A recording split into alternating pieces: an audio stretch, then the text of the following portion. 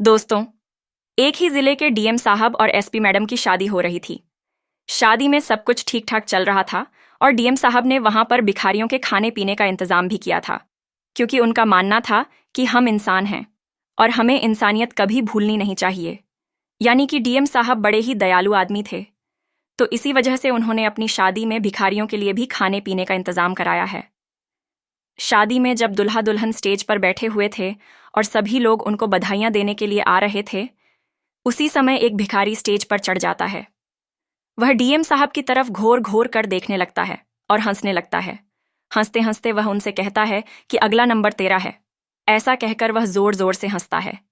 इस बात को देखकर जो एसपी मैडम दुल्हन के लिबास में बैठी हुई थी, वह पुलिस वालों को आदेश देती है उस भिखारी को वहां से निकालने के लिए। लेकिन तभी जो डीएम साहब थे, वह पुलिस को रोकते हैं और उस भिखारी से पूछते हैं कि भाई तुम ऐसा क्यों कह रहे हो कि अगला नंबर तेरा है, क्योंकि डीएम साहब के दिमाग में चल रहा था कि यह व्यक्ति कौन है और यहाँ पर आकर मुझसे इस तरह से बातें क्यों कर रहा है, जबकि इसे पता है कि मैं यहाँ का डीएम हूँ और मैं इसके साथ बहुत कुछ गलत कर सकता हूँ। एसपी मैडम बार बार उसे वहां से भगाने का आदेश दे रही थी, लेकिन डीएम साहब के कहने पर वह पुलिस वाले रुक जाते हैं। दूसरा कारण यह भी था, क्योंकि जब वह स्टेज पर चढ़ा था तो तब उस भिखारी को देखकर एसपी मैडम की हवाइयां उड़ गई थीं। तो वह जानना चाहते थे कि यह व्यक्ति ऐसा क्यों कह रहा है, इसके पीछे कोई गहरा राज तो नहीं है। इस बात को जानने के लिए डीएम साहब को उसको एक साइड में ले जाते हैं और उससे पूछने लगते हैं कि तुम्हें पता नहीं है कि मैं कौन हूं और मेरी पत्नी कौन है। हम लोग यहाँ के बड़े अधिकारी हैं। हम चाहे तो तुम्हें एक ही झटके में जेल की सलाखों के पीछे करवा सकते हैं। इसके बाद भिखारी कहता है कि साहब, मुझे पता है कि आप बहुत बड़े अधिकारी हो, लेकिन जो मैं आपसे कह रहा हूं वह बात सही है, क्योंकि जिससे आप शादी करना चाहते हो उसको मैं अच्छी तरह से जानता हूं। अब इस बात को सुनकर डीएम साहब बड़े ही हैरान हो जाते हैं। वह सोच में पड़ जाते हैं और उससे कहने लगते हैं कि तुम कैसे जानते हो इनको, तुम्हारा इनके साथ क्या कनेक्शन था। इसके बाद भिखारी कहता है कि साहब, अगर आपको मेरी कहानी सुननी है तो उसके लिए थोड़ा सा टाइम लगेगा, और अगर आपके पास स्टार टाइम हो तो मैं आपको बता सकता हूँ। इसके बाद डीएम साहब उससे कुछ कह पाते, उतनी ही देर में एसपी मैडम वहां आ जाती है और डीएम साहब से कहने लगती है कि चलो, यहाँ पर क्या कर रहे हो, हमारी शादी है और तुम इस तरह से इसके साथ क्या बातें कर रहे हो। तो डीएम साहब को और भी ज्यादा शक हो जाता है, क्योंकि एसपी मैडम बार बार उस भिखारी को वहां से भगाने की कोशिश कर रही थी। इसके बाद डीएम साहब कहते हैं कि तुम चलो, मैं आ रहा हूं, और वह भिखारी से उसकी कहानी सुनने लगते हैं। भिखारी कहता है कि आज से लगभग 7 साल पहले दिल्ली के कॉलेज में एक लड़का पढ़ा करता था जिसका नाम निखिल था। निखिल के पिता फर्नीचर के बहुत बड़े व्यापारी हैं। निखिल पढ़ाई लिखाई भी अच्छी तरह से किया करता था। उसी की क्लास में एक लड़की पढ़ा करती थी जिसका नाम हेमा था। हेमा और निखिल दोनों एक दूसरों को पसंद करने लगते हैं और दोनों एक दूसरे से शादी करने का फैसला कर लेते हैं। हेमा का घर परिवार भी काफी अच्छा खासा है। उसका भाई और पिता बड़े बड़े अधिकारी हैं। इसी वजह से वह भी पढ़ लिख कर एक बड़ा अधिकारी बनना चाहती है। हेमा जब अपने घर में बात करती है कि उसे शादी करनी है, वह एक निखिल नाम के लड़के से बहुत प्यार करती है, तो उसके घर वाले शादी के लिए खुशी खुशी राजी हो जाते हैं। इधर निखिल के घर वाले भी शादी करने के लिए मान गए थे। दोनों की शादी हो जाती है। दोनों अपना हंसी खुशी जीवन व्यतीत करने लगते हैं। निखिल अपने पिता के बिजनेस को संभाल लेता है। इधर हेमा आगे की पढ़ाई लिखाई करना चाहती है और पढ़ लिख कर अपने भाई और पिता की तरह एक बड़ा पदाधिकारी बनना चाहती है। इसी बात को सोचकर हेमा पढ़ाई करती रहती है और निखिल उसको पढ़ाई में सपोर्ट करता है। फलस्वरूप हेमा एक आईपीएस ऑफिसर बन जाती है। एक डिस्ट्रिक्ट में अपना चार्ज संभालने लगती है। इधर निखिल अपने बिजनेस में दिन रात मेहनत करता है, लेकिन तकदीर उसका साथ नहीं देती है। उसका बिजनेस डाउन होने लगता है। हेमा का भविष्य तरक्की पर आ जाता है और निखिल का भविष्य अंधकार में आ जाता है। हेमा को अफसर बने हुए 2 साल बीत गए थे। 2 साल के भीतर निखिल का पूरा बिजनेस ठप पड़ जाता है। निखिल अपने धंधे को घटता हुआ देखकर बहुत ज्यादा परेशान रहने लगता है। वह डिप्रेशन का शिक। जहां पर निखिल का बिजनेस था, वहां पर उसे कुछ भी अच्छा नहीं लग रहा था। वह सभी लोगों की तरफ अजीब निगाहों से देखने लगता है। इसके बाद निखिल के घर वाले उसे अस देते हैं कि बेटा, तेरी पत्नी एक बड़ी अधिकारी है और उसको आवाज भी मिला होगा, तो तू ऐसा कर, कुछ दिन उसके पास चला जा, तेरा भी मन बहल जाएगा, कोई दिक्कत भी नहीं होगी। इसके बाद निखिल अपने घर वालों की बात मानता है और अपनी पत्नी हेमा के पास पहुंच जाता है, जहां पर उसकी पोस्टिंग थी। उन्हें सरकारी आवास मिला हुआ था। हेमा उसका अच्छे से ख्याल रखने लगती है, कहती है कि कोई बात नहीं, तुम अच्छे से मेरे साथ रहो, कोई टेंशन मत लो। सब कुछ अच्छी तरह से चल रहा था। हेमा अपने पत्री की बहुत देखभाल किया करती है, साथ साथ अपने कार्यभार को भी बहुत अच्छे से संभाल रही थी। तभी उस डिस्ट्रिक्ट में एक नए डीएम साहब की पोस्टिंग होती है। उनके स्वागत के लिए एसपी मैडम गुलदस्ता लेकर उनके ऑफिस पहुंचती है। जैसे ही वह डीएम साहब को देखती है तो पहली नज़र में उनको अपना दिल दे बैठती है। हेमा के दिमाग में डीएम साहब के लिए प्यार उमड़ने लगता है। उसके बाद वह उन्हें दिल जान से प्यार प्यार करने लगती है। वह सोचती है कि किसी तरह से इनसे मेरी शादी हो जाए। हेमा बार बार मौका ढूंढा करती डीएम साहब से मिलने का और घंटों तक उनसे बातें करने लगती है। यह बात डीएम साहब को भी महसूस हो जाती है और उसके बाद डीएम साहब एक बार उनसे पूछ ही लेते हैं। डीएम साहब जैसे ही हेमा से पूछते हैं तो हेमा अपने मन की बात बता देती है और डीएम साहब से अपने प्यार का इजहार कर देती है। अब यह बात जैसे ही डीएम सौरभ सुनते हैं तो उन्हें यह बहुत अजीब सा लगता है, लेकिन फिर भी वह सोचते हैं कि कोई बात नहीं हो सकता है। पहली ही नज़र में इन्हें मुझसे प्यार हो गया हो। डीएम साहब बड़े ही सुलझे हुए इंसान थे और बहुत ही ज़्यादा दयावान भी थे। डीएम साहब कहते हैं कि ठीक है, अगर ऐसी बात है तो कोई बात नहीं, हम दोनों शादी कर लेंगे। अब हेमा शादी की बात सुनती है तो उसके होश उड़ जाते हैं, लेकिन वह यहाँ पर जैसे तैसे करके बात को संभाल लेती है, क्योंकि हेमा की तो पहले ही शादी हो चुकी थी और उसका पति डिप्रेशन की हालत में घर में रह रहा था और उसे उसकी देखभाल करनी पड़ती है। लेकिन हेमा का प्यार डीएम साहब के लिए कुछ ज़्यादा ही था, तो इसी वजह से वह निखिल के कॉलेज वाले प्यार को भूल गई थी और निखिल को रास्ते से हटाना चाहती थी। इसी वजह से हेमा एक डॉक्टर के पास जाती है और डॉक्टर से कुछ ऐसी मेडिसिन ले लेती है जिन मेडिसिन को खाने के बाद निखिल की दिमागी कंडीशन थोड़ी सी खराब हो जाए। हेमा डॉक्टर डर साहब से मेडिसिन ले आई थी और अपने पति को डिप्रेशन की दवाइयाँ बोलकर देने लगती है। वह झूठ मट का ड्रामा करती है उसका ख्याल रखने का और उसे उन दवाइयों को खिलाती रहती है। धीरे धीरे कुछ समय बीतता है और निखिल की दिमागी हालत बहुत ज़्यादा खराब होने लगती है। इसके बाद हेमा निखिल को पागल खाने में भर्ती करा देती है और निखिल पागल खाने में पागलों के बीच में रहने लगता है। वहाँ रहने के बाद जो दवाइयाँ उसे हेमा दिया करती थीं वह उसे नहीं मिलती है और धीरे धीरे निखिल पर उन दवाइयों का असर खत्म हो जाता है। वह पूरी तरह से स्वस्थ हो जाता है, लेकिन जैसे ही उसे होश आता है कि वह पागल खाने के अंदर है तो वह इधर उधर देखने लगता है और डॉक्टरों से गुहार लगाने लगता है। कहता है, डॉक्टर साहब, मैं पागल नहीं हूँ, मैं बिल्कुल स्वस्थ हूँ, मुझे कोई बीमारी नहीं है। लेकिन डॉक्टर उसकी एक नहीं सुनते हैं और उसे पागल खाने में ही भर्ती करके रखा जाता है। अब इसी दौरान डीएम साहब के घर वाले उनसे शादी के लिए बोलने लगते हैं। कहते हैं कि बेटा सौरभ, अब तू शादी के योग्य हो गया है और अब तुझे शादी कर लेनी चाहिए। इसके बाद डीएम साहब भी अपने घर वालों को बता देते हैं कि माँ बाबूजी, मैं जहाँ पर ड्यूटी कर रहा हूँ वहीं की एक एसपी है, वह मुझे बहुत अच्छी लगती है, मैं उन्हीं से शादी करना चाहता हूँ।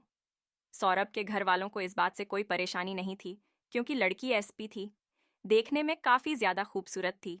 जब सौरभ ने उनको उसका का फ़ोटो दिखाया था तो उसे देखकर उन्होंने भी झट से हामी भर ली थी और कहा था कि ठीक है बेटा, अगर इस लड़की से शादी करना चाहता है तो इसी से शादी कर ले, क्योंकि अब लोग बातें बनाने लगे हैं, कह रहे हैं कि तुम्हारा बेटा शादी कब करेगा, काफ़ी ज़्यादा उम्र हो चुकी है। सौरभ हेमा से शादी की बातें कर लेता है, बातें तय हो जाती हैं। सौरभ के घर वाले एक निश्चित मुहूर्त निकालकर दोनों की शादी फिक्स करा देते हैं। जब सौरभ हेमा से उसके घर वालों से मिलने के लिए कहता है तो वह तरह तरह के बहाने लगा दिया करती और उनसे मिलाने से मना कर देती है। शादी तय हो गई थी। शादी होने में लगभग 6 महीने का समय था। अब सौरभ और हेमा एक दूसरे के साथ कुछ ज़्यादा ही टाइम बिताने लगते हैं।